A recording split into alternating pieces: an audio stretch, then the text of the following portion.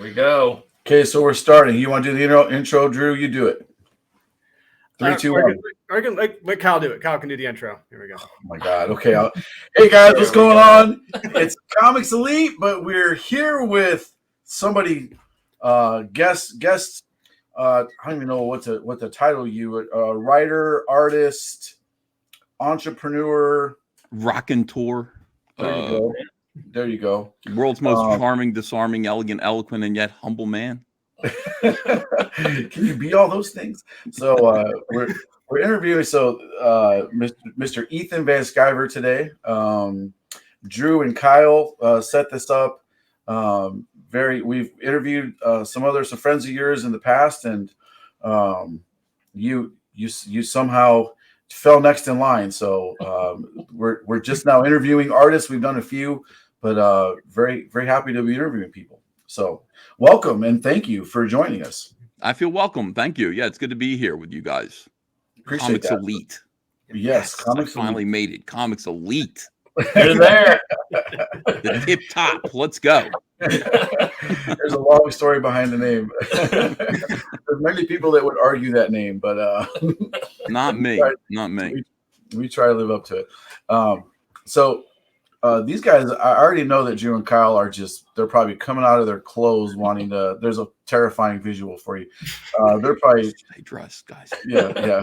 They're can't wait to ask you some questions. So I'm going to let them have the floor and go ahead and start throwing some questions at you. I think Drew has your life story probably memorized, and he has a few things he wants to ask about your DC days. So I'll let them go ahead and ask you some questions. Okay. Well, so first off, it was one that Shawn we talked about is the Comicsgate. So to you, what exactly is Comicsgate, and how did it come about? Well, I mean, it's a bunch of different things, and it means a lot of different things to a lot of people. Comicsgate was the reaction that some comic book professionals and fans had to the sudden realization that the mainstream comic book industry had turned towards activism and very politically biased activism. It only really went one way. It became clear that, we all know the comic book industry is filled with a lot of liberals. And suddenly these liberals seem to have become activists, social justice activists, who were all pushing the idea that comic books needed to change and become more diverse and inclusive. These are all things that sounded good at the time, but when they were implemented, they created a lot of changes in the comic books that, frankly, bothered a lot of fans. A lot of fans were like, why suddenly is Thor a woman? Why is the Hulk Asian? What is all of this stuff? What's going on? Why is there such an emphasis suddenly in comic books on race and gender and sexual preference? These aren't things that we want to read about in our comics. We want to read about fun superhero stories. We read our comic books to be distracted, and suddenly all of these political and social issues are swamping and overwhelming our stories. So initially what happened was fans rose up, and then retailers rose up and said, we can't sell this stuff. Famously, I think it was at New York City Comic-Con, some retailers, stated their objections to what Marvel was doing in a Marvel conference, in a Marvel panel with the whoever it was over, who was it at Marvel? I can't remember, but they were told, they were slapped down pretty quickly. They were like, yeah, we hear you. You don't like women. We understand. But we're going to keep doing this. Ridiculous. Yeah. So while this was all happening, people like me, people who were known to be Republicans in the comic book industry, began to feel some amount of pressure. I voted for the president in 2016, was quite happy that we won the election. And as soon as people found out that I voted that way, I began to be harassed in a way that I didn't understand. I didn't understand what was going on. To me, the idea of cancel culture seemed like a conspiracy. It seemed like something that was only happening to me. I'd never heard of it before. I didn't understand. And I remember talking to Dan DiDio and saying, you won't believe it, but there was a cabal of social justice warriors in a whisper network who work together to plant stories in the media, and they coordinate social media attacks It sounds in order. crazy. It It sounds sounds crazy. nuts, but it's like now we know this is exactly what happened. But in 2017 and 2018, I was like, please listen to me. This is really happening. I sounded like David Duchovny in the X-Files. This is real. You know, you got to believe me. And it was very, very strange. Now, while this was all happening, I discovered the YouTube community, because while I was being called a racist and a Nazi and all of these things that really were, how can I say this, hurtful, okay? Because, I mean, that's just not who I am. I wanted to defend myself, and defending myself was simply Streisand affected the whole thing and made it even worse. And that was the plan. I mean, essentially, that was the plan. So while all this was going on, I discovered that there were people in the YouTube community who were actively defending me. And I got to know these YouTube channels like Diversity in Comics, channels like Captain Cummings, England Teens, I Love Comics. These guys were making content that was bucking the narrative that was happening in the media, while they were trying to destroy my life and call me all these names and basically get me to. They were saying, we want Ethan Van Sciver out of DC Comics. We want to see him no longer employed by DC Comics because of my politics. These guys were standing up for me. So I got to know them. And at first I was very quiet and I watched their live streams. And then I started to speak up because I agreed with them. I started to use my voice in their live streams. I'd be in the chat. Yeah, that's right. That's interesting. Blah, blah. Of course, they started to notice that I was there.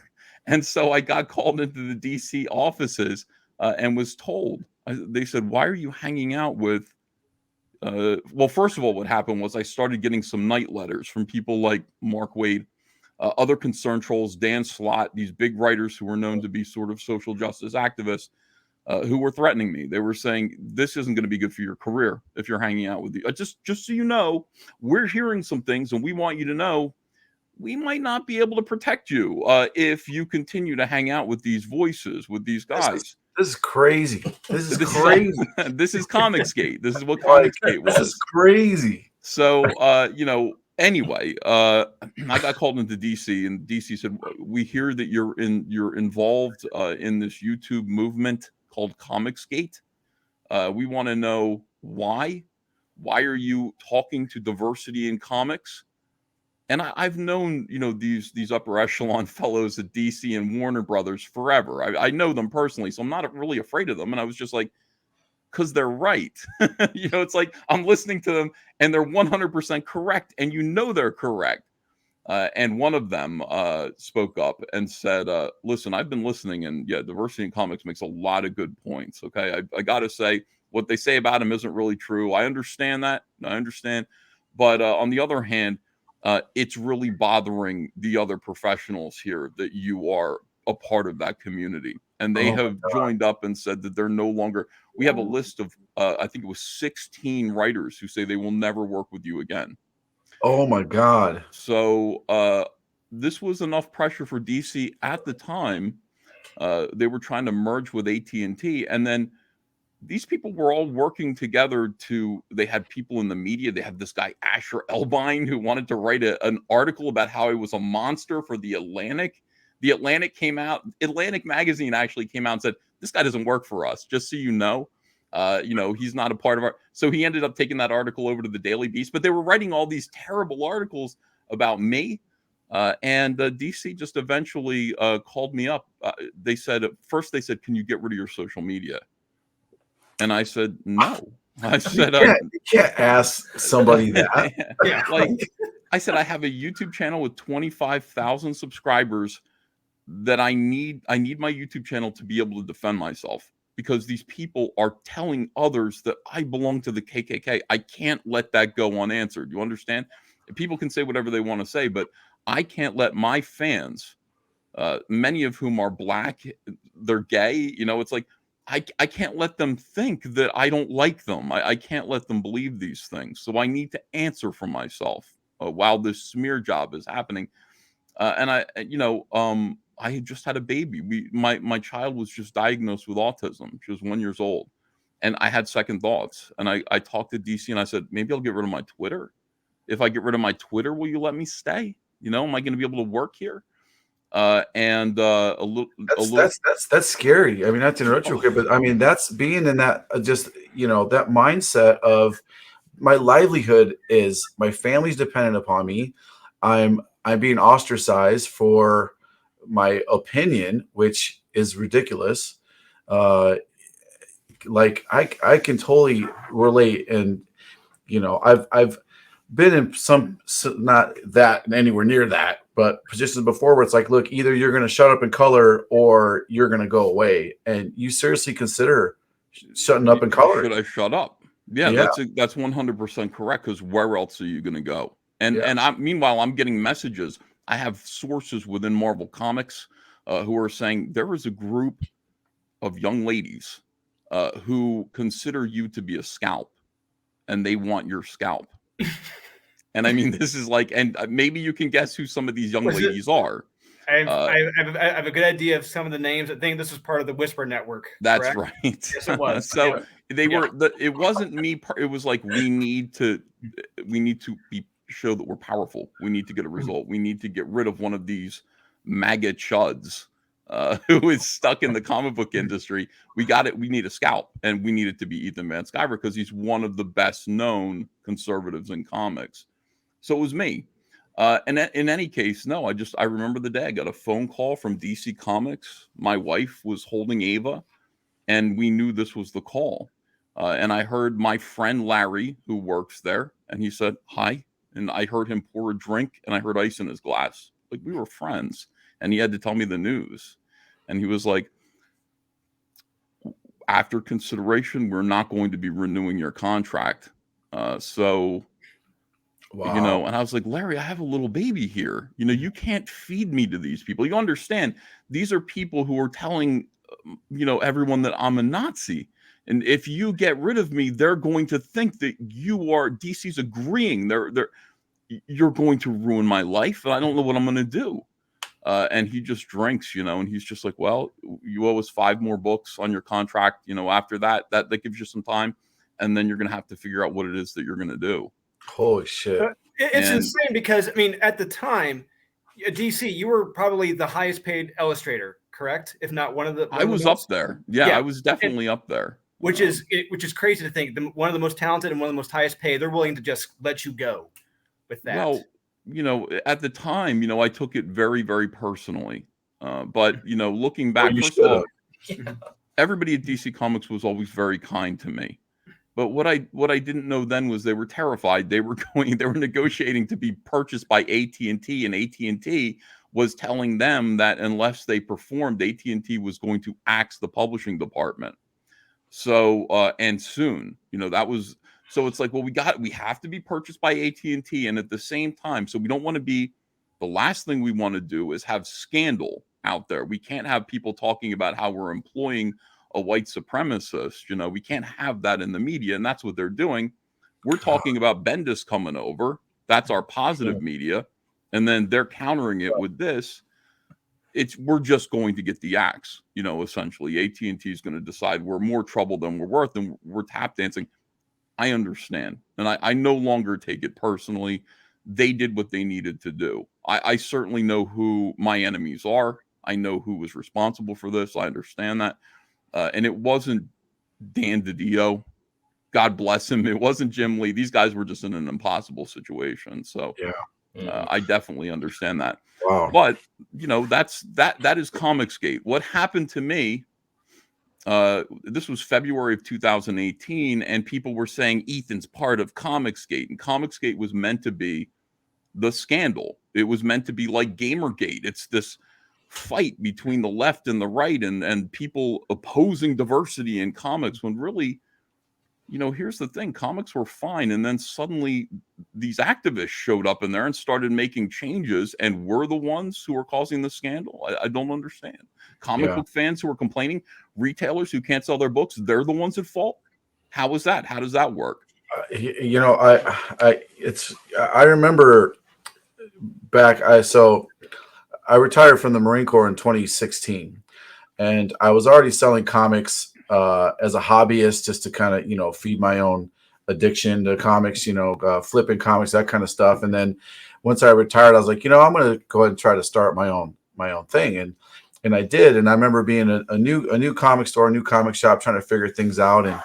And that was right around the time when we got, the Asian Hulk, and we got Miles, and we got the new Captain Marvel was Muslim, and all the changes started coming in, and everyone's kind of looking at each other going like, but where's the Hulk at? Like, where are the good characters from the where's movies? like, what's happening? Where's like Tony what's Stark? what's this? Like, what's this new line? And then sales were hurting. I mean, everybody wanted a first appearance or the key. There's always that's what drives this industry, is that kind of stuff most times. And for my buyers anyway.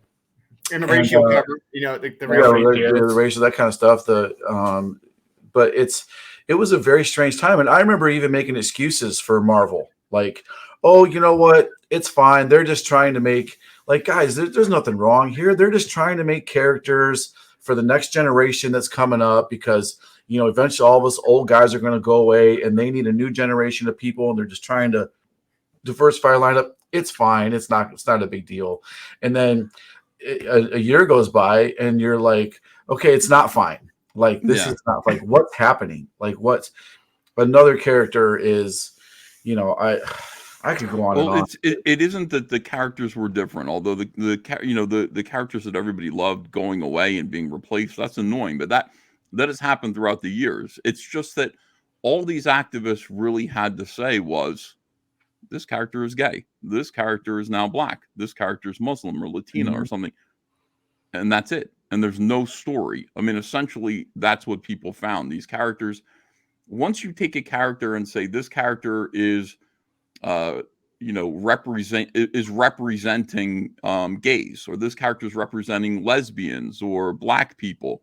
Well, if this character is an avatar for an entire marginalized class of human being, how could you tell real, genuine stories about them where they're flawed and they make mistakes, and you're rooting for them because they're not. These characters ended up being perfect in every single way. They would punch out big villains with a single punch. They would constantly be validated by other characters when they were in the room. They'd be self-validating. They're really, really annoying. SJW comics, when you're reading them, you recognize them. So all of this was happening. The fans were complaining. I got canceled, and basically, I just kind of said, you know what? We are Comicsgate. Let's just take that name. If Comicsgate is meant to smear us, and we, no matter what we do, we're going to be called Comicsgate. Let's just say, no, we're Comicsgate. We're a gateway to indie comics.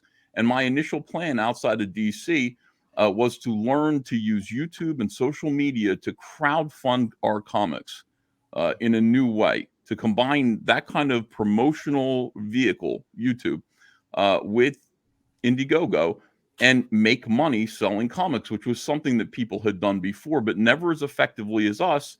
And I wanted to grab all of the blacklisted professionals who formerly worked for Marvel and DC, guys who were tossed aside, who aged out, who could no longer get work. And I wanted to bring them all together, bring us all together, and form essentially a club called Comicsgate.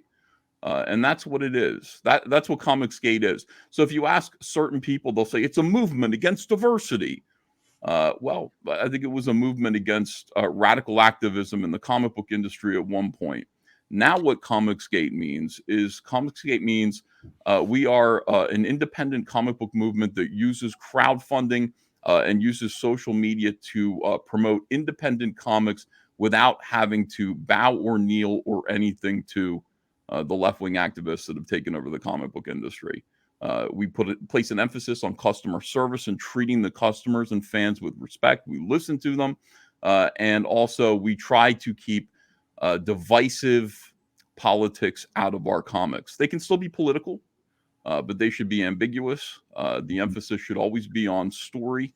And that's basically what Comicsgate is. Okay. So there you go. There's the whole story. So counter to Marvel right now. And it's a counter to the mainstream comic book industry, which we feel like it's just consuming itself with these problems. It's like they're purity testing each other left and right. And if comics can only, well, the other thing is these comics are owned by big parental corporations like Disney and now AT&T, Discovery. You can no longer be Frank Miller in this environment. Yeah. Your voice, you have to speak as a creative person. Your voice has to be the approved and accepted voice of that corporation. Yeah. That's why you've got Boba Fett acting like a sissy right now. Oh, don't get me because started. he represents the Disney Corporation. He can no longer, if you're going to make a show about Boba Fett, it can't be Breaking Bad. He can't be a villain. He can't be a real scumbag like we knew he always was, because it's Disney. It's the Disney Corporation. He would have killed that. He would have killed that Wookiee. He never would have let him go. Yes. He would have shot those punk kids in the face and killed them in the street. Yes, and we don't get me started. to be that kind of a guy. That's fun. That's a fun character. Yes. Yeah. So that's the thing. So when you can only express one point of view, like I can't go in there and I can't do a book that's pro Second Amendment. I couldn't do that at DC Comics because that's not what AT&T would approve of. They would just say, no, we're not going to publish this. You have to speak the politics of that big corporation. Yeah. That big corporation has concerns with ESG funding and their social credit score. All of these things contribute to something that isn't artwork. It's propaganda. It's the opposite of art. So the only way to do good comic book stories now is independently. It's the only way to actually have integrity, to speak with a new and original voice. And fortunately, because of the way things are and because of what Comicsgate is building, it's never been a better time. There's never been a better time than now to go out on your own and try that. You're absolutely right about this time in our world. It's crazy. It's man, there's so much to unpack with what you said. It's first off, sorry. No, it's okay. I almost, you can almost see the those emotions welling back up. I'm sure he's told the story 1,000 times, but some of those, I mean, some of those old wounds, they never go away because those relationships you form with those people over decades, you consider people friends, and all of a sudden you're kind of being, it's big of you to be able to, forgive some of those, maybe the situation, look at it through more mature eyes once you can step back from that situation. But still, that's just gotta suck and hurt to have people that you actually consider friends, kind of talk smack about you or abandon you, leave you off to the side. It's unfortunate. But here's what I don't really understand, I guess, is if I understand how it came about. And one of the most annoying things for us when we're reviewing comics every week is, oh, look, all of a sudden this person's gay. Like all of a sudden out of nowhere, this person's gay. And they got to find a reason to make this to diversify this person. And it's sacrificing story to make it happen. And we've always said, I don't care if a character is gay. I could care less. One of my favorite characters ever is Midnighter. And he's, gayer than a bag of dicks. I don't know if we have to edit that out or whatever, but that dude's, but he's so gay. Like he is super freaking gay. Him and, he's the Batman, and I keep forgetting his husband, Apollo. The Batman, Superman of the Authority. And I love those characters. They're fantastic. They're gay, but the thing is, they're written well. They're well written. They're great stories. Mm-hmm. They're not just gay for the sake of being gay. And it's so annoying everywhere. It's almost like Marvel's not doing it as much anymore. I think CB kind of came in and put an end to the blatant obviousness of a lot of that. Again, I could be wrong. I don't know. I don't know what happens behind closed doors at Marvel. But now it seems like DC is just still I'm afraid to read a DC comic every week because I don't know. Is there any female in Gotham City who isn't a lesbian at this point? That's true. That is very true. I mean, that's true. I don't think there are. They're gay, they're bisexual. Cow. Yeah. I mean, I was shocked the other day when I heard, I didn't know that they made all these Transformers became gay. I had no clue. until Well, there are only 3 female Transformers anyway, so if they do have sexuality, I guess they're going to be gay. But the problem is that the 3 females are trans lesbians as well, which is, I guess, not leaving them much of a choice. yeah, and Just you know weird. what that and again, not to get too much into this stuff, but the thing that irks me about that is that the people that are doing that, they don't have a genuine love of the characters or the properties. They're doing it just to put a feather in their hat and saying, hey, at a party someday, saying, I'm the guy that made gay Transformers, and have someone say, oh, you're a hero to us, thank you for what you did. They're never going to buy one. They're never going to pick up an issue of Transformers. They're never going to read it. Their friends, their circles they go in, they're not going to support the book by getting. They just want to be able to say that they did it. I mean, that's my take on it. Again, I don't know, but I'm just shocked. They don't. Whenever someone's is writing one of these books, no matter what, if someone's on, whether you're on Spider-Man or you're on the Transformers, again, this could not to sound corny, but you're a steward of that character for all the generations and the fans who love that character.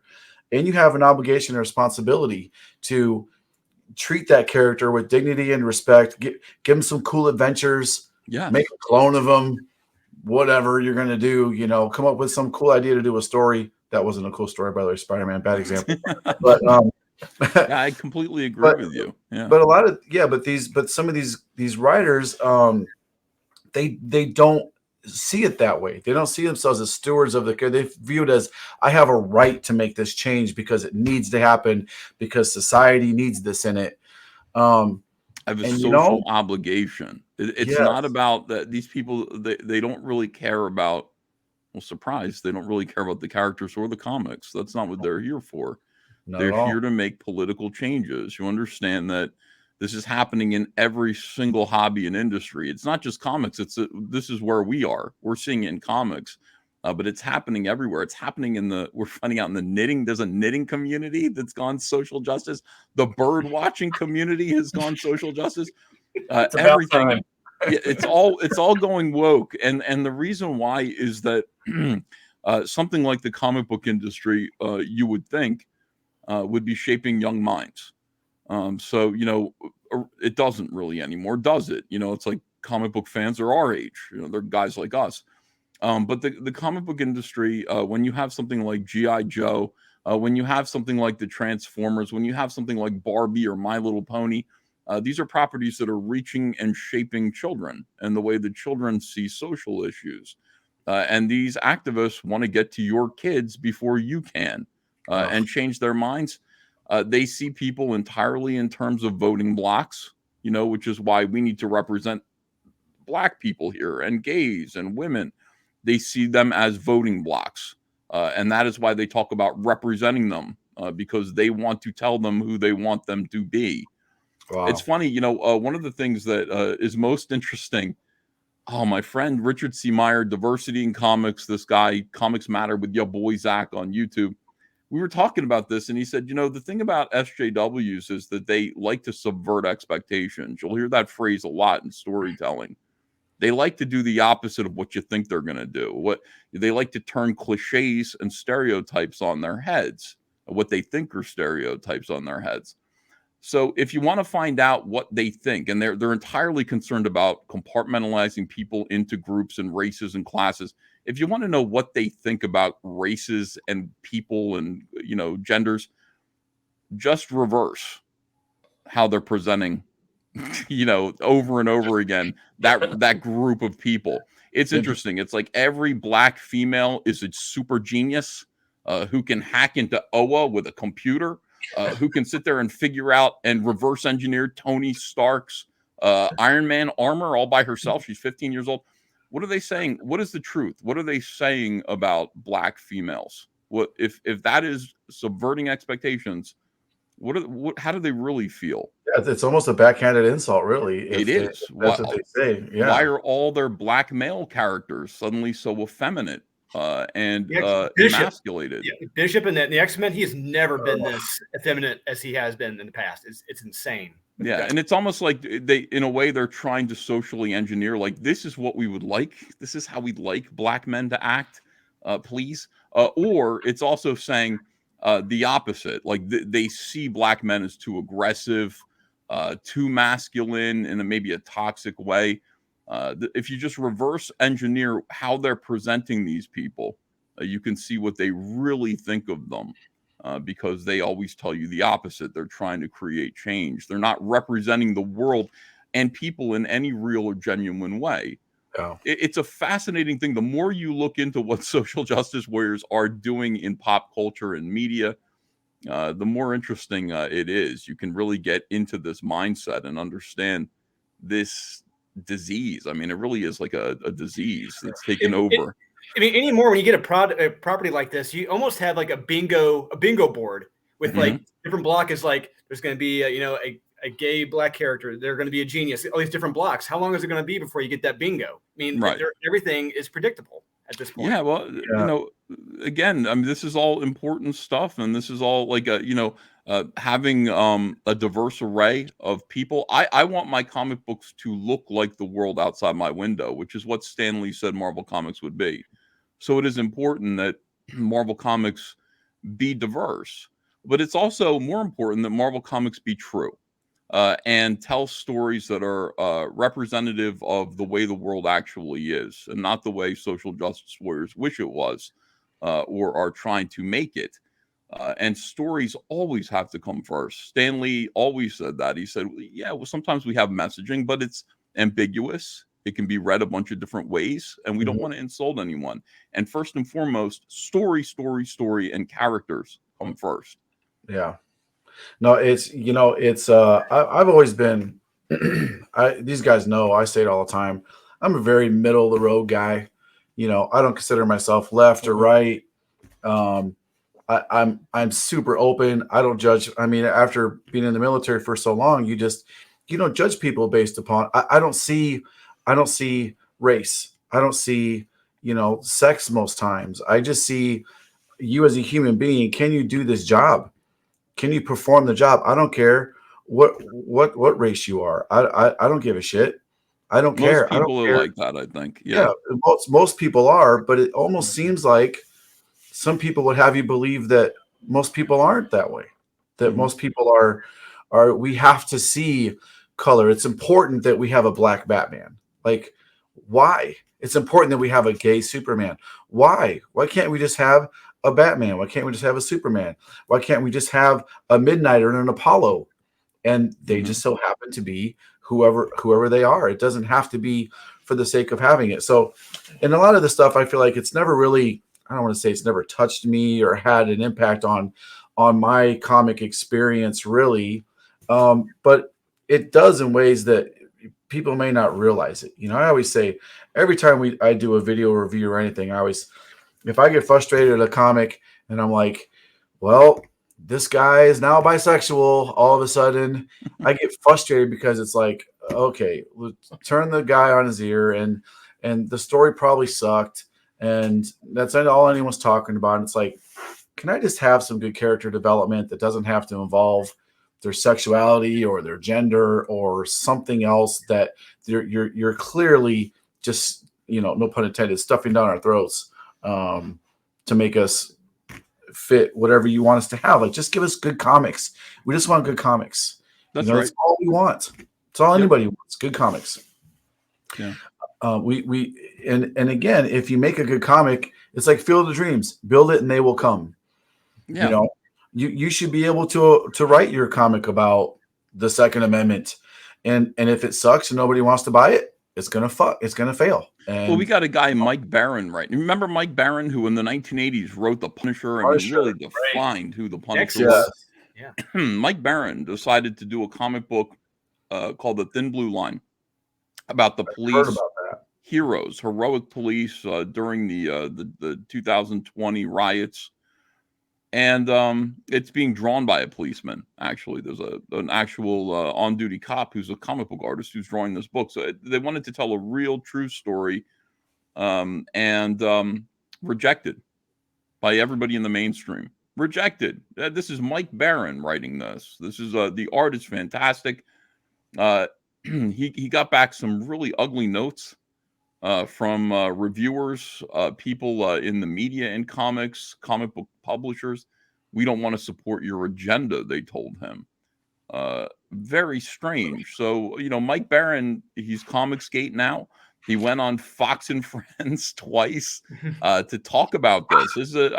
Imagine just doing a comic book about the police. He's just like, 10 years ago, nobody would have batted an eye. This wouldn't have been a problem. It's me. I'm writing it.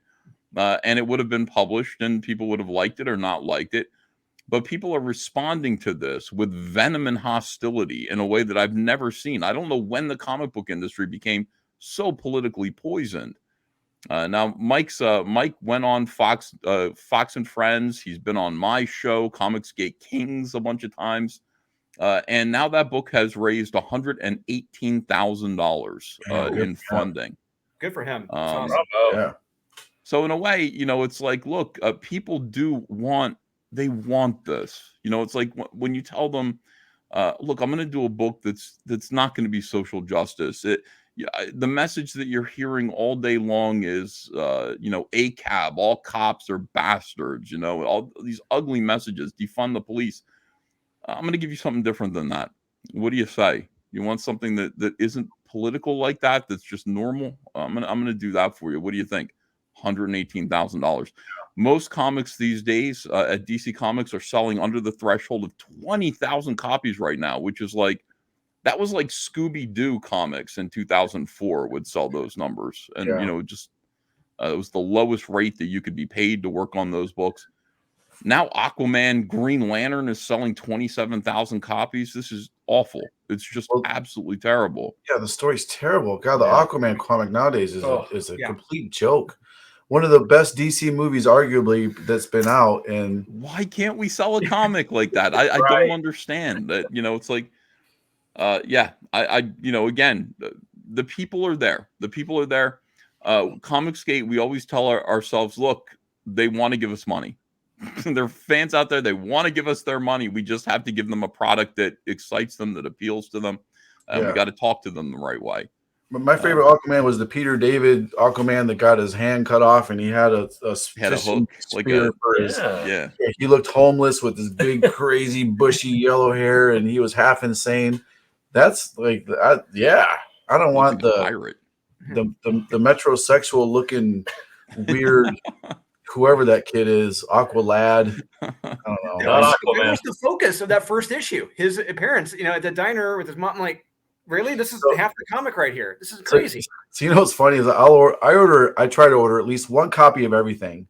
Sometimes I go broke because we got to read everything. I want to be able to say we read 90% of the comics that came out this week. We're reading them, and we're going to give you our legitimate top 10.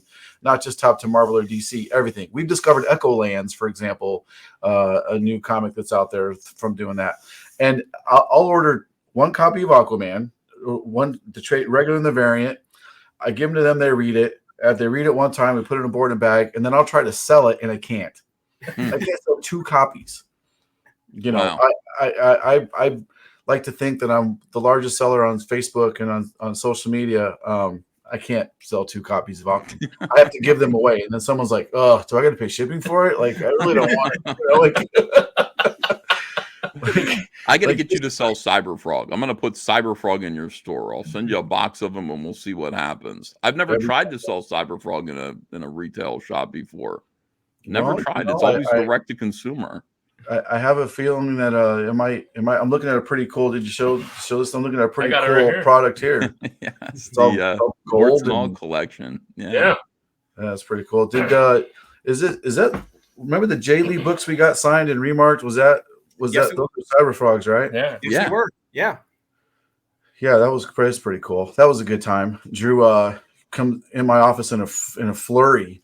Like, oh my God, Jay Lee's going to be there, and there's a Cyberfrog comic cover that he did, and I got to get it, and I reached out to him and get on eBay, and the shipping is we can have it in time. And I'm like, what are you talking about? I'm like, how much money do you need? He's like, I need a couple $100. Oh, they tried to take Jay Lee out for that. Jay Lee did 2 covers for me. He couldn't have been nicer. I paid him very well, and they really went after him for that. And that Tom King stuff, I cannot believe that.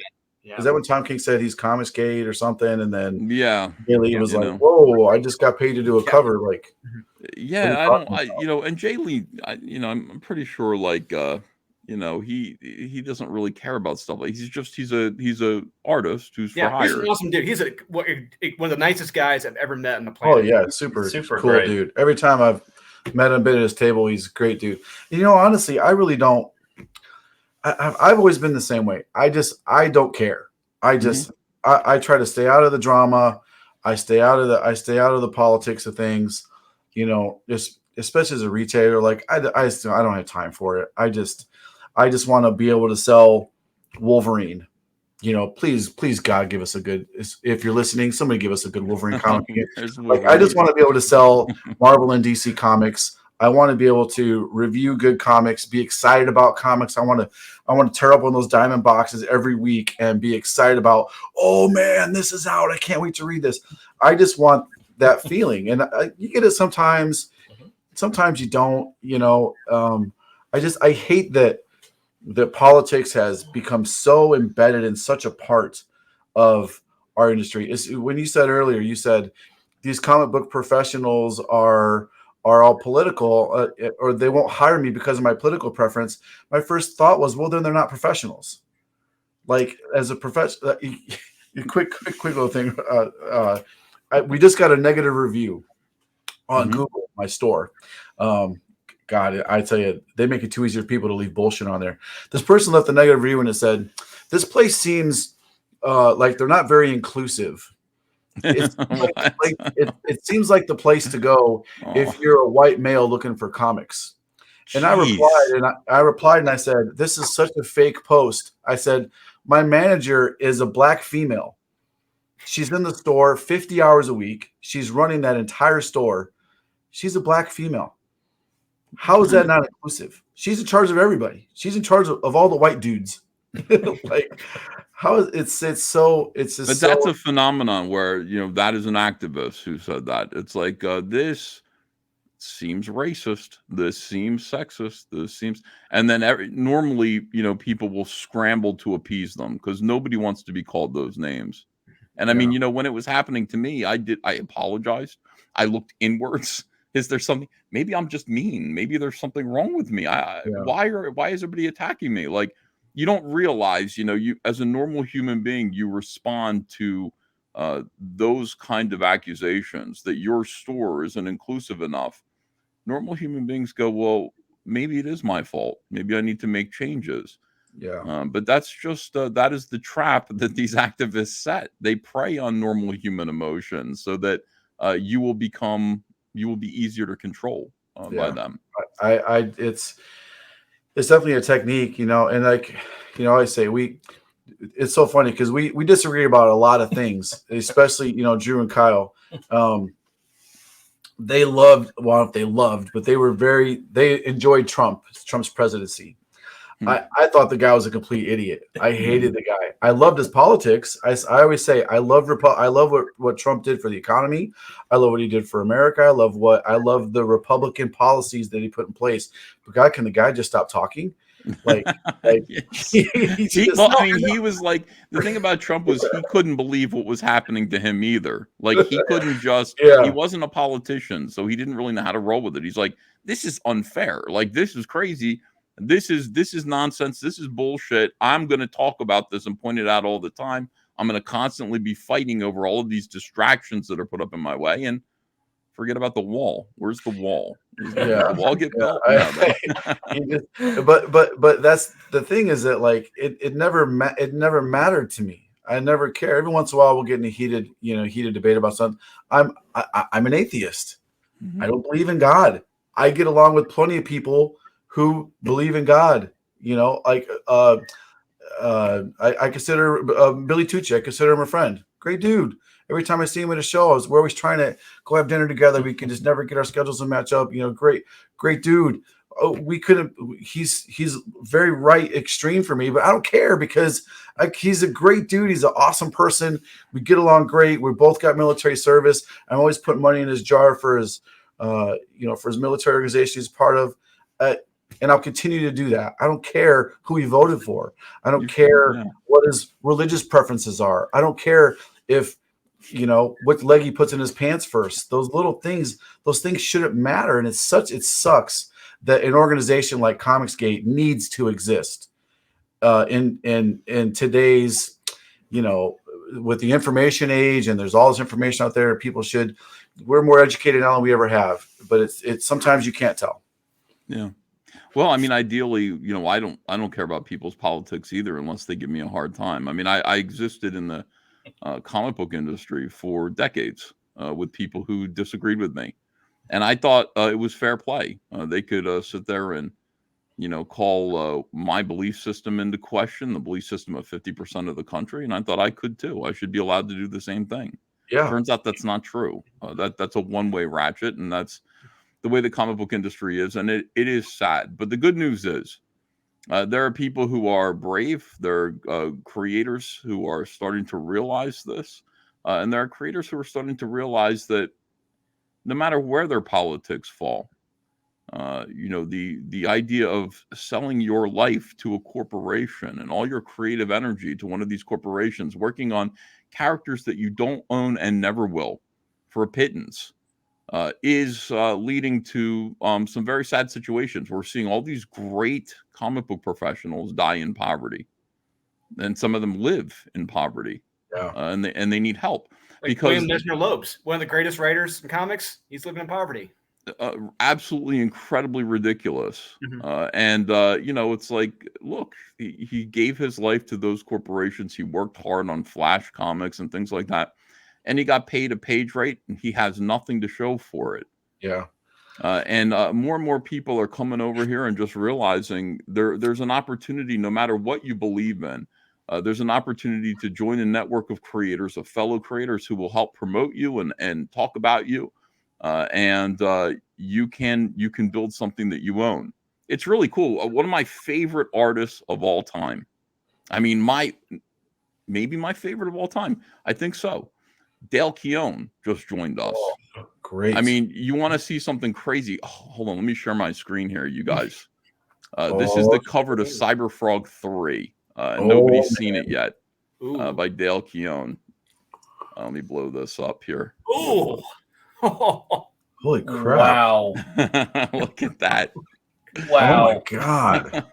Yes, please. How many hours of work is that? He spent 2 months on this. I almost feel bad for the colorist. My colorist is dying to get to this. And I'm like, not until you finish coloring Wreck Planet, then you can color Dale's cover to issue 3. But that's obviously finished inks. Finished inks with like nice wet ink brush. Here you can see the grays that he did.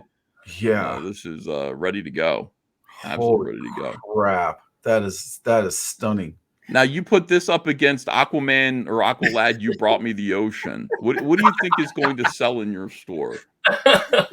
This is what people want, and I don't think that there's anything wrong with that.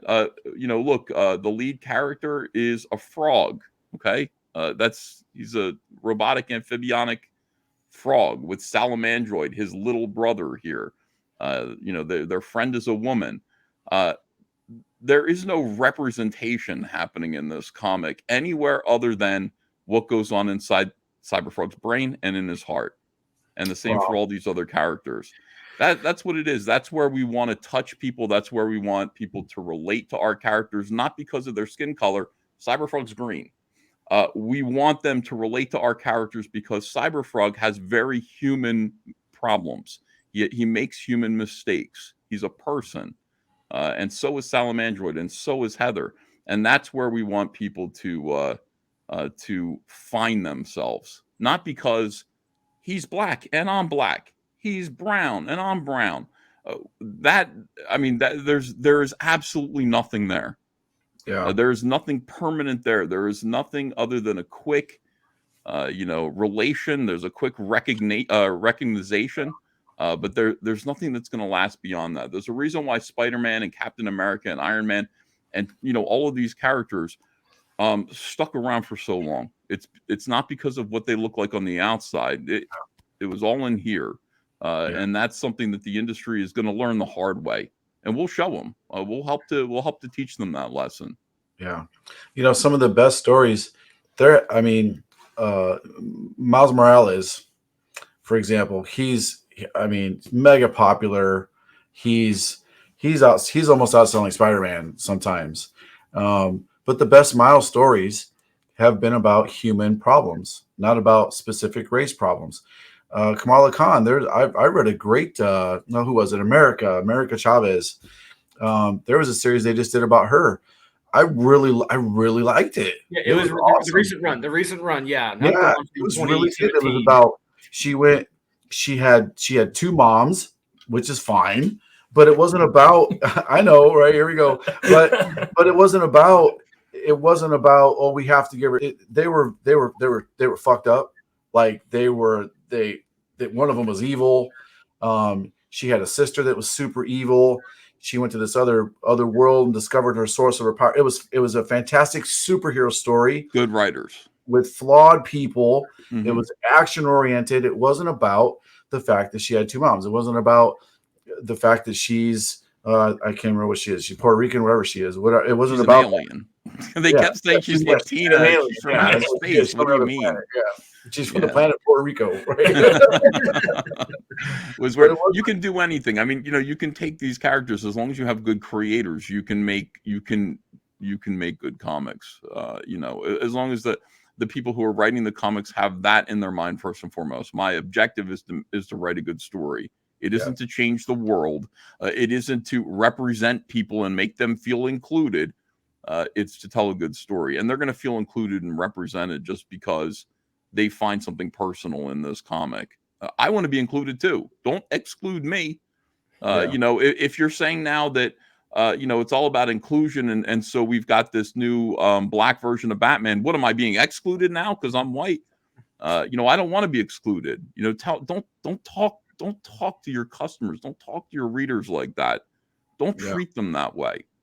There's something about this new character that's going to speak to everybody. And that's key. That's important. That's what Stan Lee understood. Yeah. It's almost just like, we kind of beat that horse, but making a character just for that race or genders or whatever's sake, it's almost patronizing to that entire race and to that entire gender, whatever it's going to be, sexual preference. It almost is kind of patronizing to them, and it's sad that they don't see it that way. Anyway, it is. It's that. I'm curious. It's that publisher versus platform. I know Steven Crowder talks about this. Ben Shapiro, these guys are saying, is YouTube a publisher or a platform? It's almost like DC and Marvel. It's like, are you guys publishers or platforms? Because it's sounding like you're platforms, not publishers anymore. It's not, we're not publishing comics. It's, let's use this as your platform. You get guys like Alex Kurtzman at Paramount Plus with Picard and everything else saying, we're using this as a platform. So then it's, what are we doing? You're automatically excluding everything, and it's no longer about the writing. It's what can we promote? That's a good point, because we have a lot of people. Merck Publishing, it's a brand new publishing company I'm half owner of, and we have people that have heard that we're going to be publishing comics, and we may have a good distributor lined up if everything goes as planned, hopefully. And they're asking us like, hey, would you publish our comic? And I'm like, sure. And then I've had a meeting with my fellow owner, and it's like, what do we want to publish? And I'm like, I don't plan on censoring anything. Whatever somebody wants to publish, our job is to take that finished product and publish it. Like if it sucks, it's not on me. I didn't make it.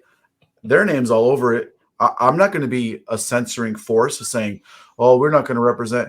It's your vision. It's your product. It's your artistic creation that you've made. And you have every right.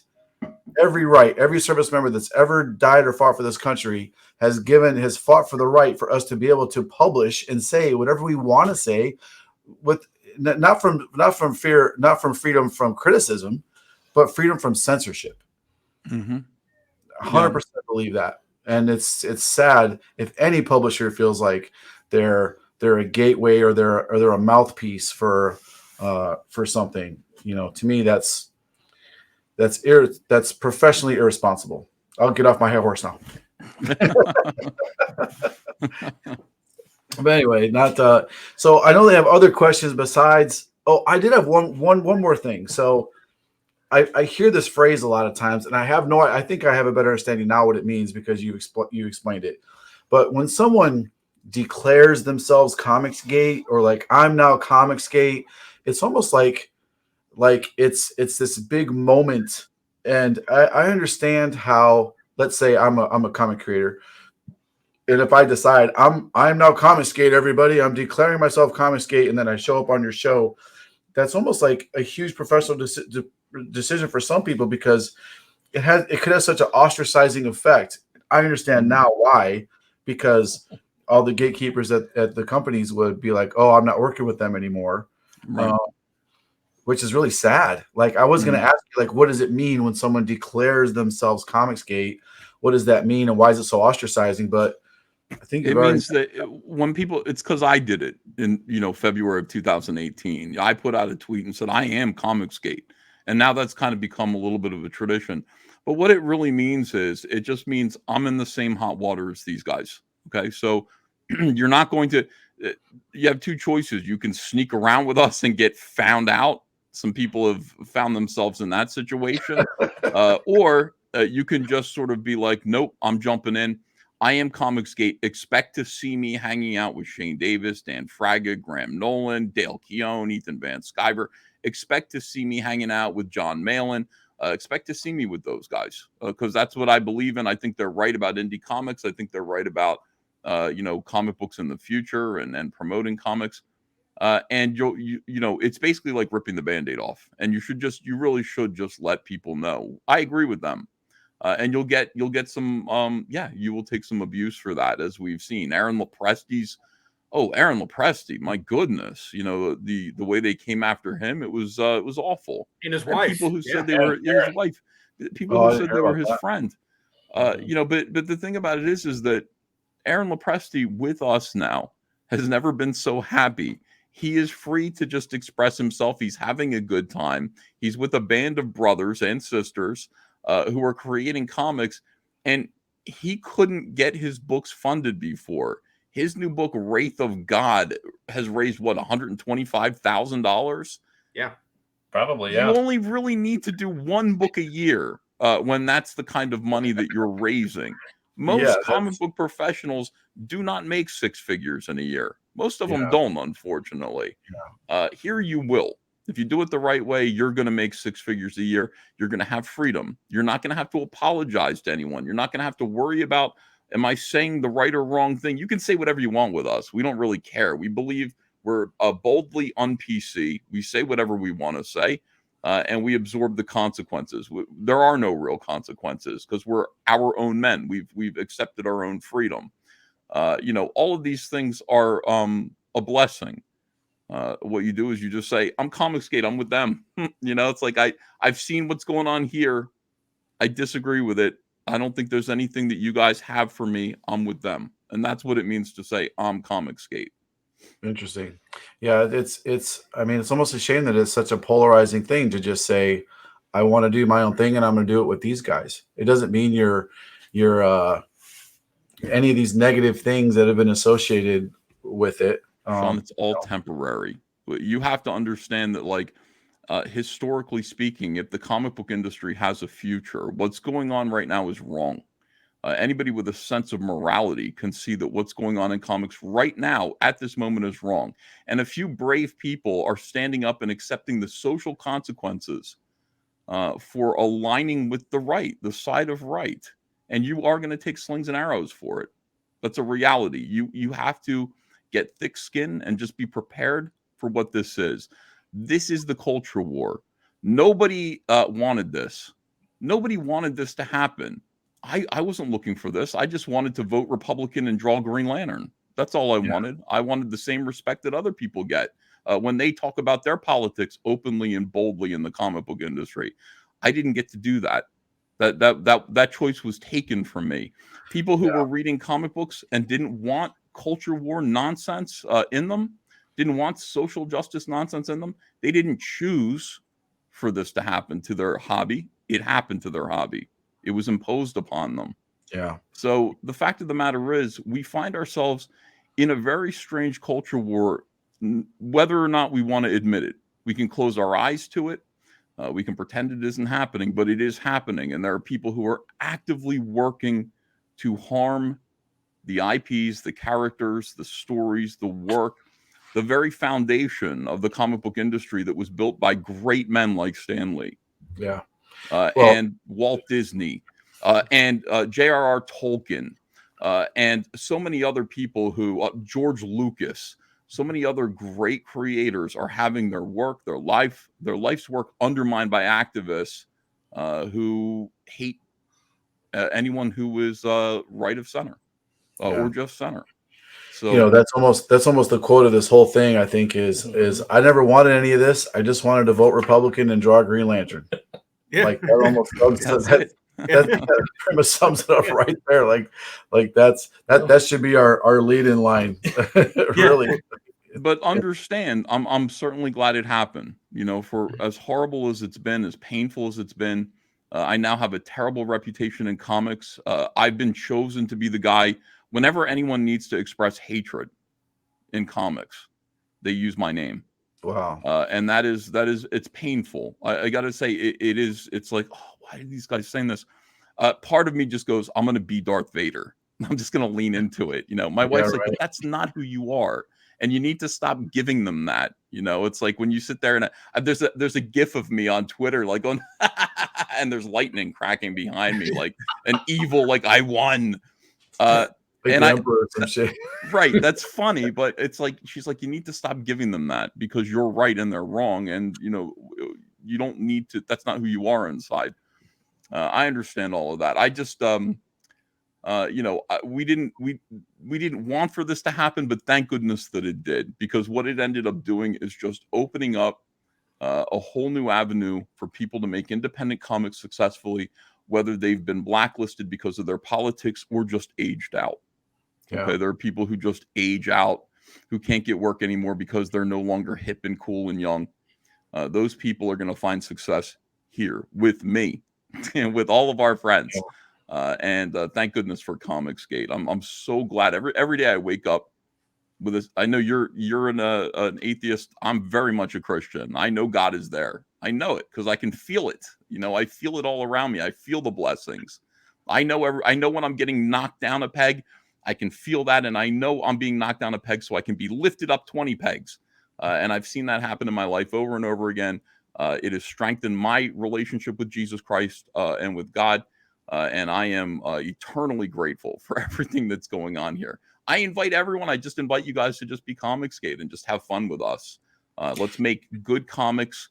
Let's build new IPs. Let's build new characters, and let's change the culture for the better. And I tell you, and I think it's super cool that you have that faith. That's awesome. And I don't care. Like you're still it's not like it too, Shawn. Yeah, your life is not over. You'll find it. It's going to happen for you. I believe that. I don't need to preach to anyone. I just tell people how it's happened for me. And I believe God is going to reach almost everyone out there. Because that's fantastic. And I always tell people I fought in the military for 24 years for people to be able to believe whatever they want to believe and to say whatever they want to say. Again, like I would say, not free from criticism, because people, bad ideas, good ideas, everything should be criticized. It should be talked about with good intentions, not with hatred and venom and the cancel culture bull crap. You should be able to express what you want, say what you want, and still go on and love each other as our fellow humans. Respect each other for a human being. We have opposing religious views. I don't give a shit. You're a dude. I'm sure there's a million other things that we would have in common that we would laugh and crack up about and have a great time or a beer over. Views. I love you. I know God's there and you don't yet, but He is there and He loves you too. So we're not opposed at all. No, you just haven't read the right books yet. You'll get there. I've read a lot. I've read a lot from people. Believe me.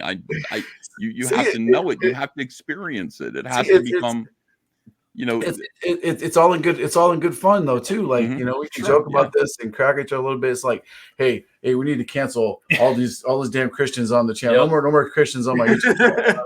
Like, oh, this is ridiculous. Well, we got to cancel culture. That's without question. There needs to be room for everybody in comics, and there shouldn't be any punishment, a punishment this severe, a lifelong punishment of just. I mean, my goodness, when Disney canceled Gina Carano, they called her abhorrent. That's not being fired. Being fired is fine. You fire someone. It was for me, like it wasn't just not working for DC anymore. That's tough, but I'll figure it out. I'm a man, I'm a young man. The problem came with everything along with it. Like, not only are you not going to work for DC, but you're not going to work anywhere here in your chosen profession. We're going to see to that. And if anybody even thinks of treating you like a human being, we are going to bother them. We're going to harass them. So basically, the only people who are going to associate with you are the most brave, tip-top, amazing, self-assured people in the world, because everyone else is afraid of us. And that's reality. That's cancel culture. And that's just being a bully too. I mean, they're against bullying, but that's being a bully. That's creating a patriarchy of higher power, higher thought that can control what everyone else says or does. That's getting power and abusing power. It's all it's about. It's just a power grab. The cancel culture thing, I think, is absolutely ridiculous. It's absolutely evil. Ridiculous. Yeah, it is evil. It goes against everything this country was founded upon. Mm-hmm. Everything we're founded upon. Mm-hmm. Everything. It's honestly it's a slippery slope. It's very dangerous. A dangerous slope to go down. When some of the social media companies said they were going to start, censoring posts or whatnot, it's like, well, like I don't know. I'm like this because some people we're getting into really deep shit now, but there's if social media puts you in an echo chamber. So if you like right wing or left wing or whatever you like stuff, you'll just get fed more and more of that stuff, and you'll never hear an opposing view. And you need to hear opposing views to formulate a good opinion on things. You can't just hear the same opinion all the time, constantly. Otherwise, you're going to believe weird shit. Well, then some people take that too far and they start, making up lies and all this other stuff. And then, well, lies should be controlled, but then again, should things be censored? And you would think people are smart enough to think for themselves, but some people are not. So it's a slippery slope. But regardless of where that leads, I 100% agree with what you said about the cancel culture. It is absolutely ridiculous. It's un-American. It goes against everything this country stood for. And like I always say, all those men who gave their lives in World War II would be appalled to know that this is what they were fighting for, was for a thing called cancel culture to show up, to where you can't say certain things or else people will try to silence you forever. It's absurd. Yeah, I agree. Yeah. Anyway, you get me all worked up. I thought this video was going to be about DC Comics and stuff, and where it's a big, culture war interview. I'm happy to talk about whatever you want, but yeah. Well, I mean, that's what I mean. We have these conversations here all the time, and most times I'm the one playing devil's advocate. They'll be mad about something. I'm like, well, what about this? What about, like, these people deserve to have this too. And they're like, damn it, you're right. Yeah, you're right. There is a middle ground somewhere in here, everywhere you go. But yeah, it's anyway, let's ask some questions. I know they got questions about DC Comics. I have to go pee because I have the bladder of a 4-year-old girl. I'm going to let them ask questions, and I will not interject for a whole 4 minutes it takes me to go to the bathroom. All right. Go for it, guys. Go ahead, Drew. All right, cool. So yeah, I've been a fan of yours since Iron Heights came out. I was in high school when that came out, and I was stationed in England when Green Lantern Rebirth came out. I just fell in love with Green Lantern at that point. You and Jeff Johns, you nailed it. You guys were awesome. So yeah. My one thing I always wondered about, I was always curious about, because when the Green Lantern series took off after that, you weren't the artist. I think it was Carlos Pacheco was the interior artist, and I was wondering, like, where's Ethan? Why is this great artist not doing interior pages? Yeah, I felt the same way at the time. They figured, well, I'm not the fastest artist. I do 6 issues a year, so they sat there and they kind of said, well, we'll have Ethan do Rebirth, and then we'll already have Carlos Pacheco working on Green Lantern #1. I was very upset about that. I wanted to do Green Lantern #1 because I knew Green Lantern #1 was going to sell better than Green Lantern Rebirth. So, that's what I wanted. No, Carlos is faster than you. He's going to, he'll get ahead, and then you'll do Green Lantern #7. You'll come in on Green Lantern #7. I finished Rebirth. It was a huge hit, bigger than people expected, and people started to really associate me with Green Lantern.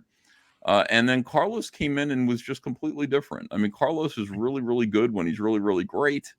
Fantastic Four, he's meant to do Avengers. He just didn't really click on Green Lantern. And he didn't get books done very quickly. I ended up doing some of issue 1. I ended up doing issue number 4, 5, 9, I think, and then they moved me over to something else. But yeah, that was a disappointment to me too. That's just planning ahead in a way that you don't realize that I was ready to go. I could have done issue 1 completely by myself, but they were planning ahead, and I think it was a mistake. But then we got Ivan Rice in there. And Yes. Ivan had just done Action Comics, I think.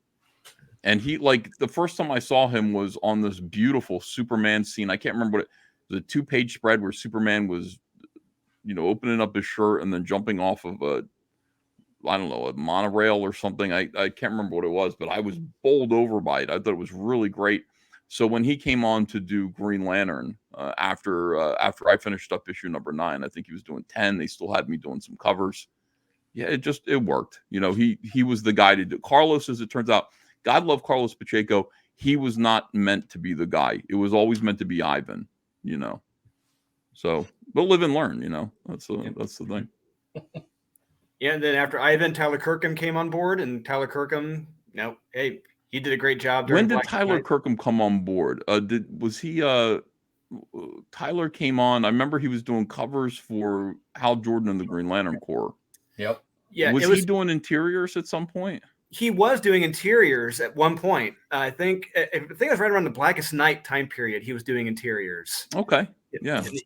Yeah, and I remember Blackest Night. That was another time where I was expecting more of Ethan Van Sciver during Blackest Night. I'm like, where is Ethan? Where is he? And that was the worst.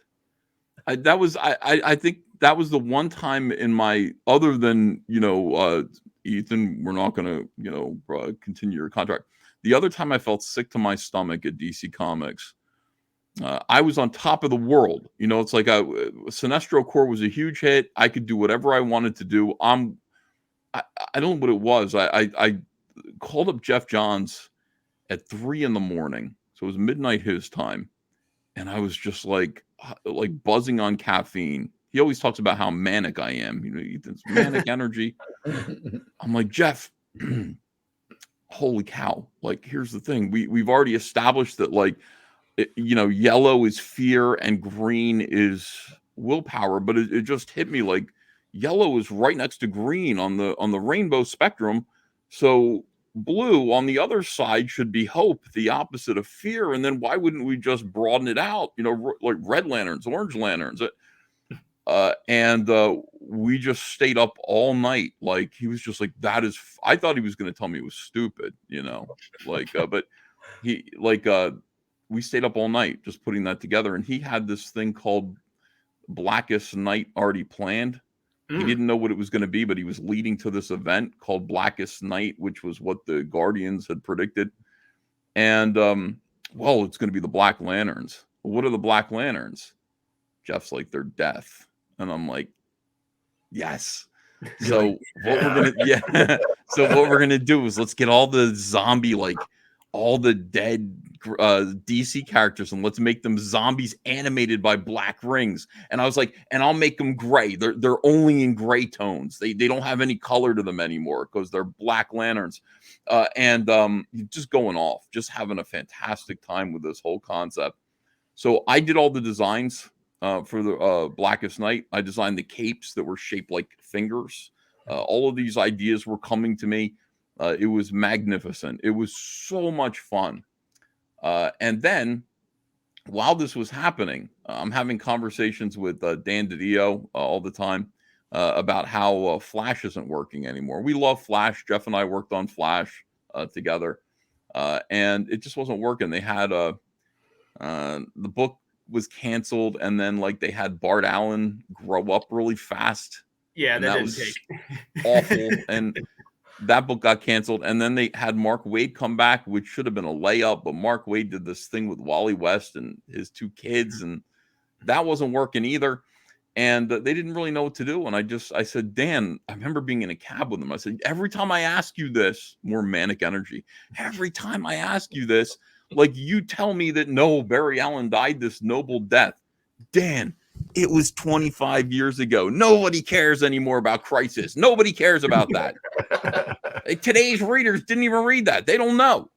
So it's time to bring back Barry Allen. You let me and Jeff bring back Barry Allen. Flash Rebirth, Dan. Think about it. And he said, ha, ha, ha. Yeah. Anyway, like he always did. He always kind of would dismiss that whole thing. So anyway, Jeff calls me up one day, and he says, and I'm getting ready to do Blackest Night. And Jeff says, Ethan, great news. You're not going to believe this. I just talked to Dan. I just talked to Paul. They said they're going to let us bring back Barry Allen. Like we're gonna bring back Barry Allen. I said, yes. Holy cow, yes, that's all I want. I'm getting everything I want out of life. So we'll do Blackest Night first, or are we going to do Flash Rebirth first? And he goes, they're happening concurrently, these 2 things. So you have to choose one. And that was when I felt like I'd been punched in the stomach. Like, I mean, really, like I think I almost wanted to cry. Because I'd done all this work for Blackest Night, but bringing back Barry Allen was something I really felt like I needed to do. I felt like that was part of what was supposed to be my legacy. But there's Blackest Night and zombies, and I did all the designs already, but there's Flash Rebirth. So I said, I'll think about it and I'll get back to you. And I really thought about it. I talked to my son's mother about it, who was then my wife. And she didn't care. She was like, whatever, it's comics. But I was like, I don't know what we're gonna do. I really don't know what I'm meant to do here. I guess what I'm supposed to do is be the one guy who brought back both Silver Age characters. I did Hal Jordan. I did Barry Allen. That's me. I did both of those. And I can come up with another. I can come up with another big Green Lantern event like this.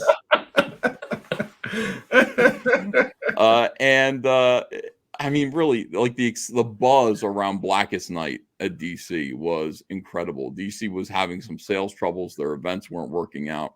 And I just remember being out with the editors at DC and discussing what the rings did and how they worked and all of this stuff that, was just flowing from my heart. It was all there. It all made sense. Like everything made sense. And Jeff was listening to me, and Jeff was adding to, we had a really good collaborative partnership where, it was rare that he ever told me to stop. Most of the time he would say, yeah, and which is the way that you perform with improv comics. You want to kind of encourage that kind of a flow.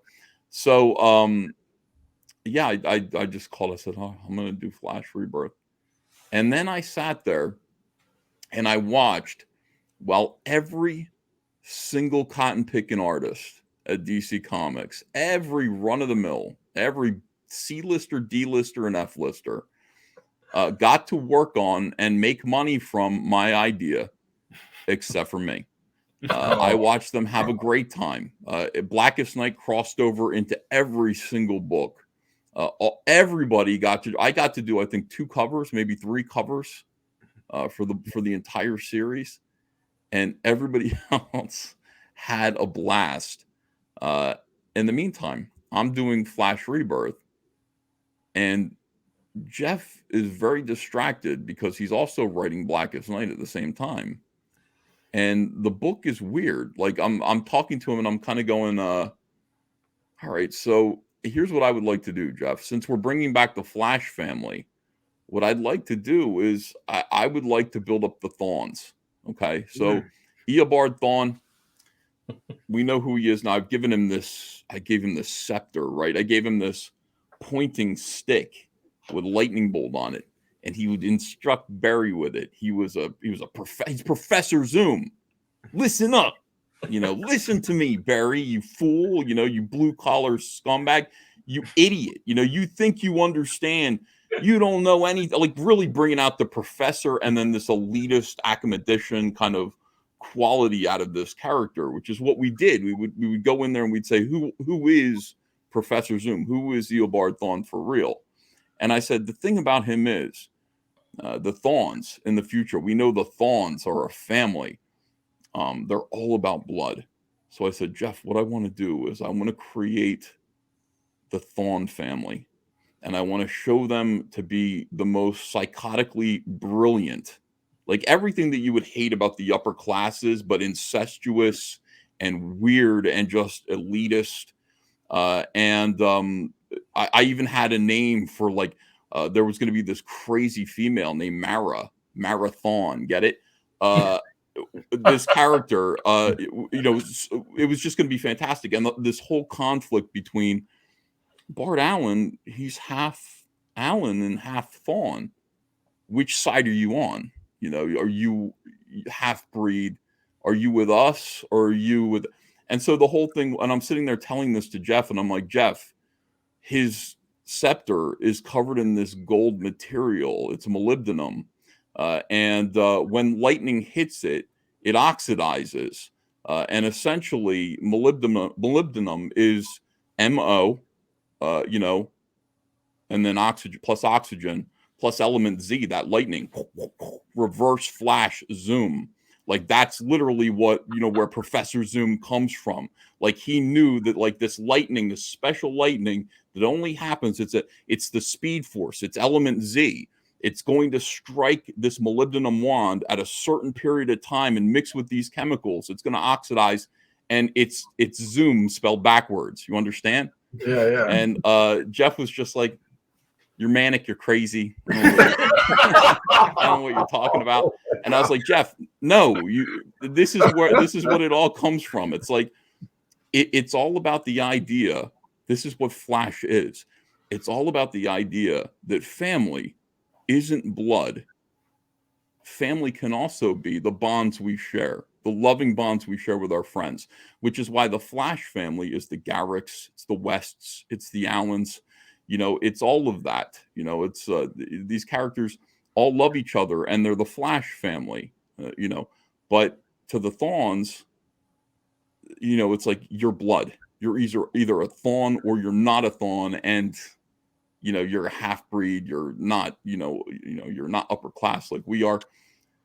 And they understand that one little bit of formula that Jesse Quick speaks, the little that 3 times 2 equals whatever it is. Yeah, I can't even remember what it is now. But I mean, Eobard Thawne was just gonna smack Barry and be like, "You think that's the speed force? That's what I understand. That's my philosophy." And just open up a big wall of all just nothing but mathematic equations. This is what the speed force is, Barry. This is what it could be. And your tiny little blue collar brain, your little, police scientist, minuscule minded little toadish brain. You don't understand what it. So I'm getting really excited about just this concept. Family is more than blood. That's what Flash is. And the Thawnes have this ability to go back in time and reverse change events in time, like we saw. And Max Mercury is there in the Speed Force trying to keep the timeline separate. It's like we can go all the way back to the very beginning of time. This has always been, about the Allen family. The Allen family was meant to, all the way back to when Johnny Quick, who was an archaeologist in the Golden Age comics, exploring Egyptian tombs and meets some kind of pharaoh ghost named Aman. It's 2 letters away from Allen. It's like it's always been there. And this is the great thing about DC Comics and their lore, is when you really appreciate it and you study it, It's always been there. The pieces are always there. They're just waiting for somebody to fit them together and build a larger narrative. Like the Flash was falling apart because nobody wanted to make the story. Nobody wanted to connect the pieces into a bigger story like we did with the emotional spectrum. And so much came from that. So I'm telling this to Jeff. And Jeff goes, I don't see it. Oh, wow. Oh, Kiel of all people, really? Yeah, I swear to God, I've never been so deflated in all my life. Like I'm receiving messages from God. Like you understand? Like my antenna was up, and I'm receiving revelation. Like I'm writing the New Testament here of the Flash, and you just go, I don't get it. Okay, so I'm like, all right. He calls me up. He writes issue 4. And he goes, how does this thing end? And I go, what do you mean? He goes, Flash Rebirth, I don't really know how it ends. What do we do with issues 5 and 6? And I was like, you don't know? And he's like, no. Nah. I figured we could co-write it a little bit. And I was like, it's got to have something to do with his effing bow tie, because that's what the first 4 issues seem to be about. Barry Allen's bow tie, Jeff. So anyway, Flash Rebirth, not an incredibly fulfilling creative experience, as you can understand, because Jeff just didn't, he was preoccupied, I think. He was busy with Blackest Night, which was a million times bigger. His brain, his heart, his energy was not in the Flash, and mine was. And so we were kind of on different wavelengths. And then when Flash Rebirth was over, he immediately did Flashpoint and undid it all. So at that point, I was kind of like checked out. I remember being just checked out and going, I feel semi-retired. I feel like, first of all, they took Blackest Night from me. I understand why that happened, but that was really painful. Flash didn't turn out the way I wanted it to, the way I thought it should. And I don't really know what I even want to do now. I don't know. I ended up writing Firestorm. They wanted me to take Superman in the New 52. I just didn't do it. But would you have done the Grant Morrison Action Comics with him instead of Rags, or would you have been on the George Perez Superman title that he took? I don't really know. I had a meeting with Dan DiDio, and Dan said, we want you on Superman. And I said, Dan, I just don't have it right now. I just don't have Superman in me right now. I don't know what to do with it. And he said, it's Superman. It's where you go from here. And I was like, nah. So I don't know. I don't know what his plans were. I don't know where he was going to put me.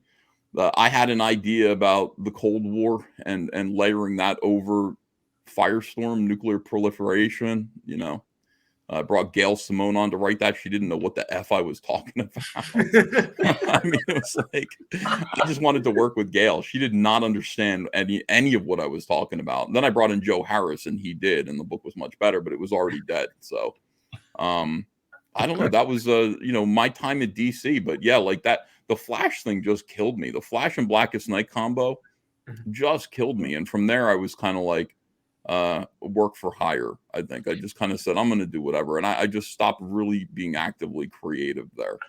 There's not a lot of people that can say they turned down a chance to write the Big Blue, Yeah, I'm glad I did. I'm really glad I did. I didn't like that version of Superman. I would have liked to have done Superman with Jeff Johns, where it was the real Superman that Gary Frank got to do later. I would have liked that job. But I said no to Superman, not knowing, but I said no at the right time. Yeah. Especially considering the lawsuit that was going on with the Siegel family at the time. Yeah. I remember I think the last thing I remember, I'm sure it wasn't the last thing, but he did a 4-part connecting cover for the DC Dark Knight's Metal they put out. Did you do stuff after that, or was that kind of some of your last stuff you did for DC there? Well, I remember being involved in that a little bit. I remember they wanted me to do that 4-part cover. They wanted me to do Dawnbreaker. It's like a one-shot. Yeah. The Wonder Woman, the Wonder Woman version of Batman. I think it No, was. He did the Green Lantern one. Yeah. Oh, the Green Lantern one. Green Duh. Lantern Batman. Oh, That was that's right. hysterical. Yeah, the kid. Yeah. The kid Bruce. Yeah. And they let me kind of co-write that one because it was done in Marvel style. The writer had a loose story and just said, "Here you go, you do it." And that was actually a pretty good experience because I got to basically write it. I got to draw whatever I wanted. Like, the guy said he wanted Green Lantern Batman guy Dawnbreaker to decapitate the Penguin, and I said that's not what a Green Lantern would do. So I had Dawnbreaker grab Penguin by the lapels and fly him up to space and put him in the path of an oncoming meteor and just That's much better than decapitation. Yeah. yes. That's much more moral high ground. Yeah. He's a bad guy. I mean, that's it, you want to have fun. Totally. Decapitations are boring in most cases. If you can make it more interesting and more sadistic for these villains, that's So what I thought was interesting about that was that, like, correct me if I'm wrong, if I remember correctly, it's been a while, but that version of Bruce Wayne wound up like subduing the Ring pretty much, which made it was his willpower was stronger than the Ring, I believe, and he bent it to his will, which made him allowed him to use it for evil purposes. Thought that was very interesting. I enjoyed that a lot. pretty neat character. I don't remember very much about the bits and pieces of who that character is, but yeah, it was. I remember having a good time on that book. Yeah, For a lot of reasons. Then it was Hal Jordan and the Green Lantern Corps. My daughter Ava, who is autistic, we didn't know it at the time, but she was born. And so I just turned my whole attitude around. Like I really felt like when I was working with Jeff, the only thing that I was going to do was the best products or the best projects. You give me the big projects, I'll do the big stuff. But those come around and you work on them. They take a long time, et cetera. There might not be one that's good. Who knows? So I changed my attitude. I humbled myself, and I said, I'll take anything. I want to work. I want to do pages. So I was working faster and harder than I've ever worked before, and I would just call up and say, I'm done. The book that you gave me 2 weeks ago is finished. So I have the weekend. Wow. And I want to work. What do you have for me? Hey, can you do 4 fill-in pages on an issue of Poison Ivy? Yes, send them over right now. And so I was kind of having fun being one of these like palookas, one of these workaday guys who's just like, who just does whatever is available. And it was fun because, I got to draw like Lobo, 3 pages of Lobo. Who knows, whatever would come in, I would do. Sinestro, I did a few issues of Sinestro with Cullen Bunn. How I worked my way up. I did some Green Lantern thing with Tom Taylor, and then did Hal Jordan and the Green Lantern Corps after working with Jeff Johns. Jeff called me up in 2016 and said, "We got to go to war again, pal. I need you." I was like, "What's going on?" He's just like, "We're doing this Rebirth event, and I can't do Rebirth without you, pal." And I love Jeff. I really appreciated him for that because he was on a high. He was away from DC Comics. He could have any artist you wanted. And he was doing TV and movies. And his idea, when they came to him and said, 52 is faltering, we want you to fix it. The brand that he chose to use to fix the entire DC universe was the brand that we created together. And that was deeply meaningful to me. It was very flattering. And then for him to be like, I need you also to be associated with it, was great. It really kind of picked me up and put me back on my feet. I did the DC one shot with all of the other big artists, Phil Jimenez, Ivan, Gary Frank. I mean, just the best of Jeff's artists. And I kicked its ass. I made sure that I looked good with those guys. He wanted me to do the Green Lantern Corps book, which was Simon Baz and Jessica Cruz, who had co-created with him. He said, "This is going to be the more progressive Green Lantern title, Ethan." I said, "You don't know who I am, Jeff. That's not, I want Hal Jordan or nobody. I'm taking that Hal Jordan book." They gave me a choice and I took the Hal Jordan project, where I was very happy. I did, 20 issues or so of that. Yeah, it was a great run. I mean, so what was it like working with Jeff Johns compared to Robert Venditti on Green Lantern? What what are the different styles with, or what's your creative freedom with the two? Jeff Johns highly collaborative. Will talk to me at the outset of anything that he's doing. Hey, let me run some stuff by you, and then this happens. Isn't that cool? Is that cool? Well, let me read you this dialogue. Blah, blah, blah, blah. Is that cool? Is that cool? Like, that's how Jeff is. Robert Venditti, it's already done. It's like the script's done, Wow, and it's very good. Yeah, it's already good. It's fine. The bad thing about it was, again, I was just one of 3 artists working on that title because it was bi-weekly. It was every other week. Yep. So there were 3 artists working on that, and I got to do one complete run by myself, like 4 issues in a row. But other than that, it was a lot of, you're doing the 3rd issue in a 5-part story arc, and the other 2 aren't done yet. So it's like, I don't, there's nothing for me to work with. The stuff isn't. No, you're going to establish it for the other guys, and you're on the 3rd part. Shit, what? It was hard work, but it was fun. It was okay. It was like a page a day, a page a day, a page a day. Not my best work.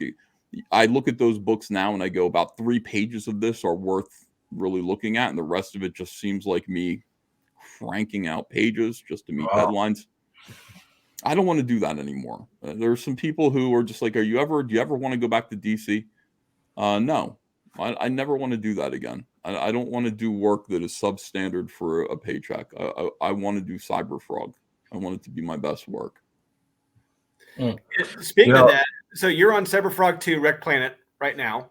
Mm-hmm. And how's that coming along? It's almost done. It's like, it was meant to be 48 pages. Right now it's at 66 pages and it's not finished yet.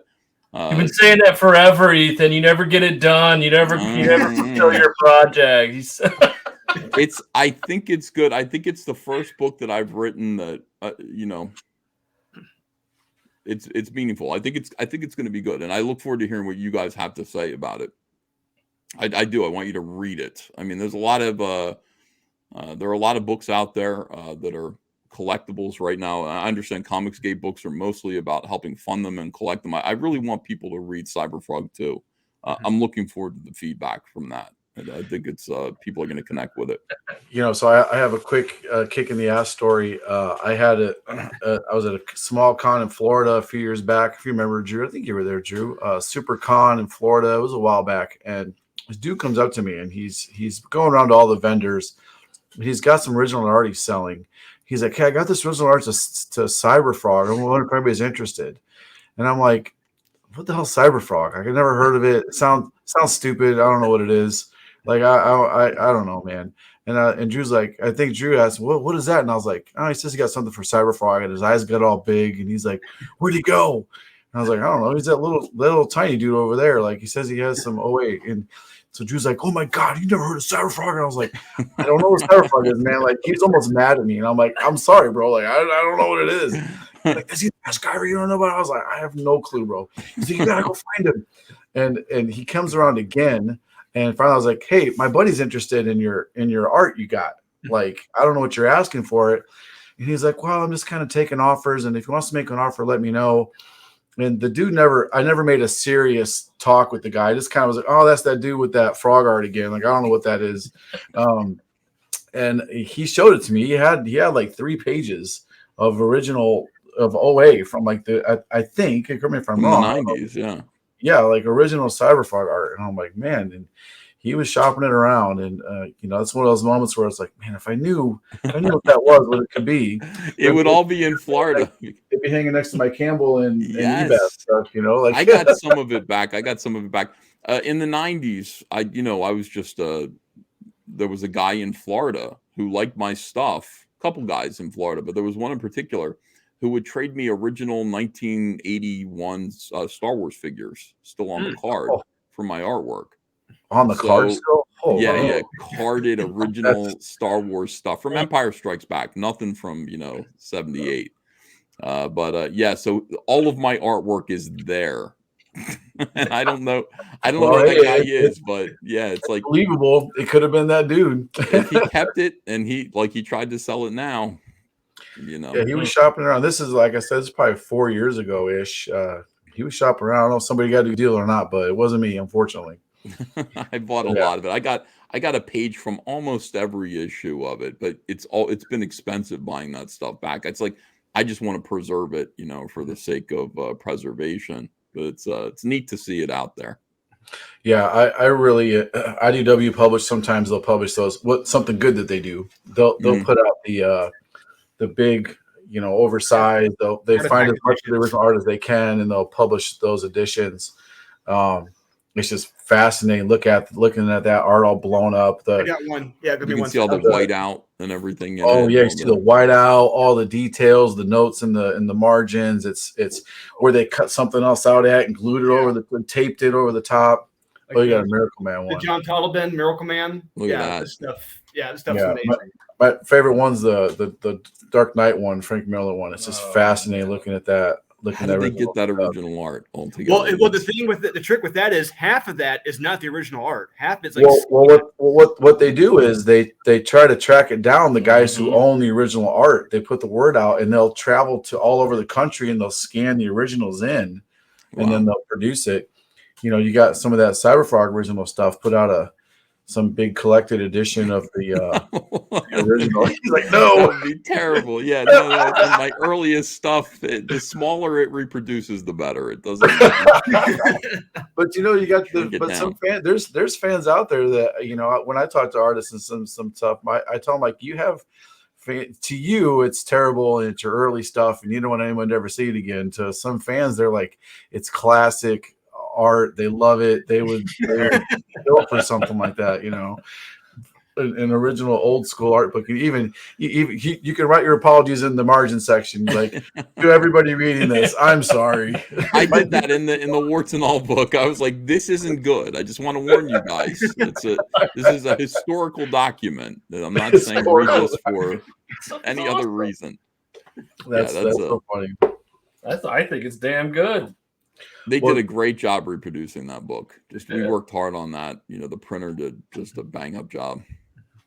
Yeah, it's quality printing. I'm envious of I need to find one of those guys that you just talked about that'll generate a comic in 2 weeks. Let me know where those guys are nowadays. They're out there. I mean, you know, they do exist. I mean, anybody can do it. I could do a comic book in 2 weeks. And people are like, what's it going to take to get you to, you know, meet those DC deadlines again with Cyberfrog? That's like the opposite of the point of this. I'm sitting here and it's hard to explain like how I feel about this, and I don't know if it's going to end up being beneficial to me in the long run or not. But yeah, I'm not sitting here banging out comic books. I'm trying to do the comic book. I'm trying to do something that will stay in print forever. I'm trying to produce the comic book equivalent of, you know, The Wizard of Oz or something like that, something that's going to stay in print. And it's a book to be read over and over and over again. I'm offering it in installments, but I mean, that's what this is. So the idea of rushing it out and doing less than my best work, I want this to be so fun to look at.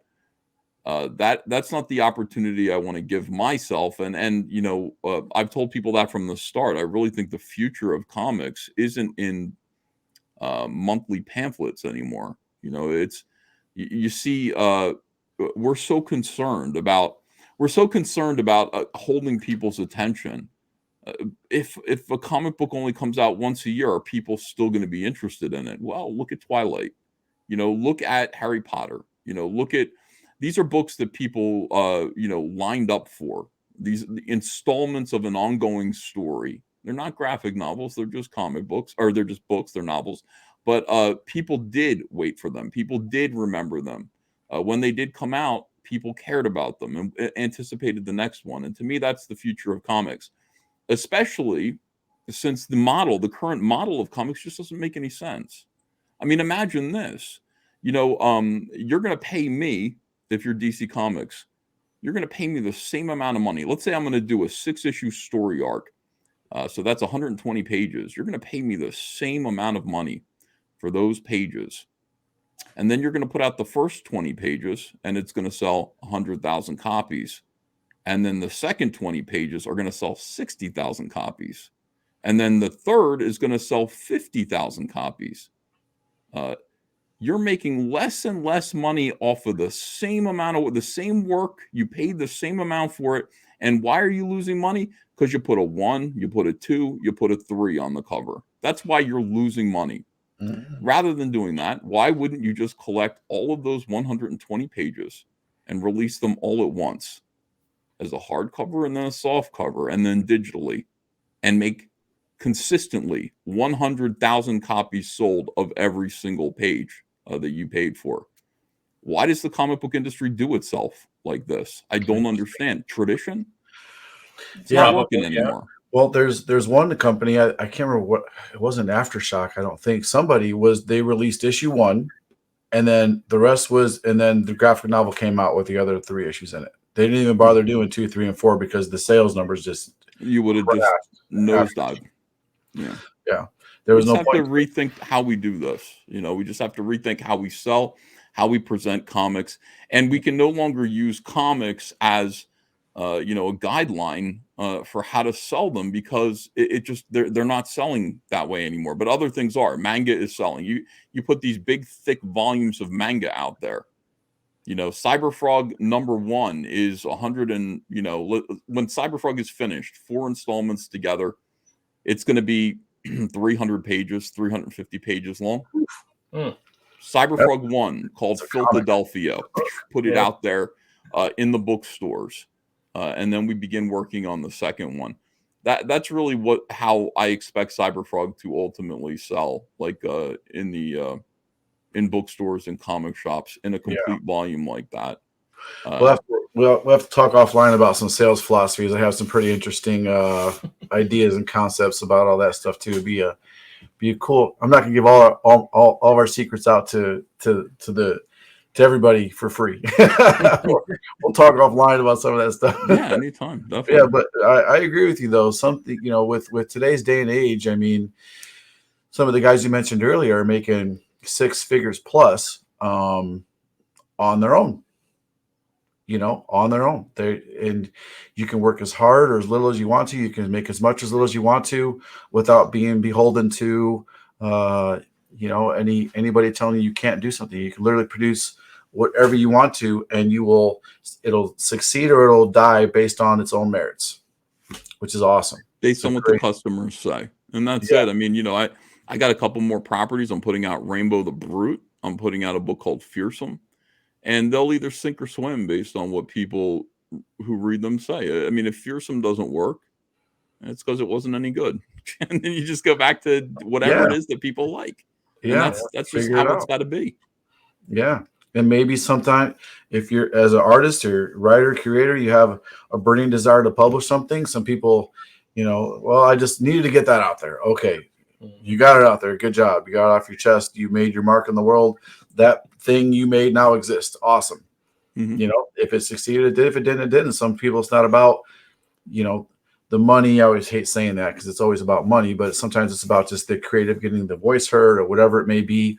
And in today's day and age, people can just do and say whatever they want to, as long as you don't have cancel culture idiots out there trying to shut everybody up.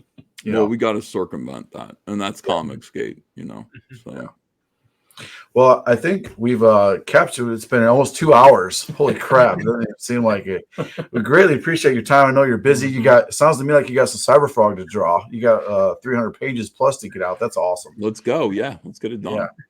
But hey, I on behalf of both of these guys, I know they had a huge fanboy moment here. I greatly appreciate your time. I appreciate you telling your story.